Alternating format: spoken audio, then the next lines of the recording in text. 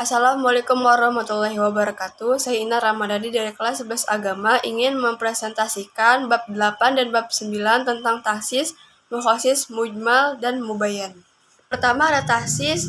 Menurut usul fikih adalah menjelaskan sebagian dari satuan-satuan yang dicakup oleh lafal am dengan dalil-dalil. Abdul Wahid mendefinisikan tahsis adalah penjelasan bahwa yang dimaksud oleh syar'i atau pembuat hukum tentang lafal am itu mulanya sebagian dari afrodnya. Sedangkan menurut Ibnu Subki, yaitu menjelaskan definisi tahsis adalah membatasi lafal am dengan sebagian afrodnya. Hukum tahsis adalah boleh jika dilakukan dengan dalil.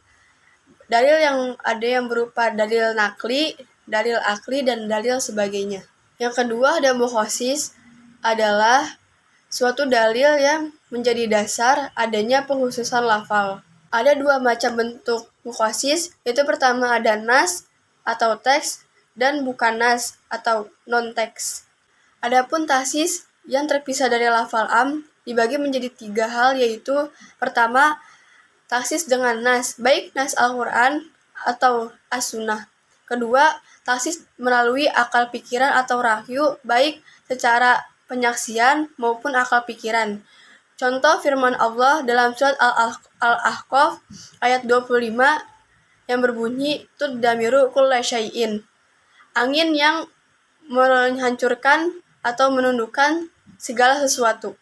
Adapun tahsis akal dalam bentuk pemikiran, misalnya firman Allah dalam surat Ar-Ra'd ayat 16 yang berbunyi Allahu khaliqu kulli syai'in. Allah adalah pencipta segala sesuatu. Terakhir ada tahsis dengan adat, yaitu suatu kebiasaan yang dapat mengeluarkan beberapa hal yang dimaksud oleh lafal am. Contohnya firman Allah dalam surat Al-Baqarah ayat 233 yang artinya, dan ibu-ibu hendaklah menyusui anaknya selama 2 tahun penuh. Macam-macam mukhasis, yaitu pertama ada mukhasis mutasil, adalah dalil pengecualian yang tidak berdiri sendiri. Contoh firman Allah dalam surat Al-An'am ayat 151 yang artinya, janganlah kamu membunuh orang yang diharamkan Allah kecuali dengan alasan yang benar. Yang kedua adalah mukhasis munfasil, yaitu dalil pengecualian yang berdiri sendiri. Contoh firman Allah dalam surat Al-A'raf ayat 31 yang berbunyi waqulu wasrobu wala tusrifu.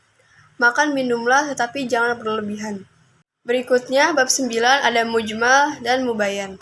Pertama, pengertian mujmal secara bahasa adalah kabur, tidak jelas atau samar-samar.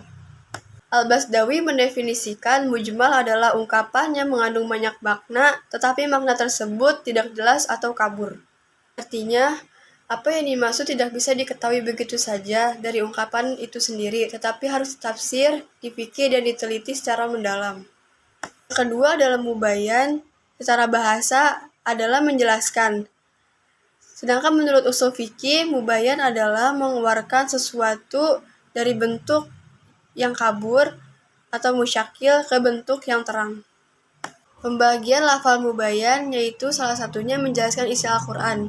Dalam surat Al-Baqarah ayat 110 yang berbunyi wa aqimus sholah wa atuz zakah. Dan dirikanlah sholat dan tunaikanlah zakat. Sekian presentasi dari saya. Wassalamualaikum warahmatullahi wabarakatuh.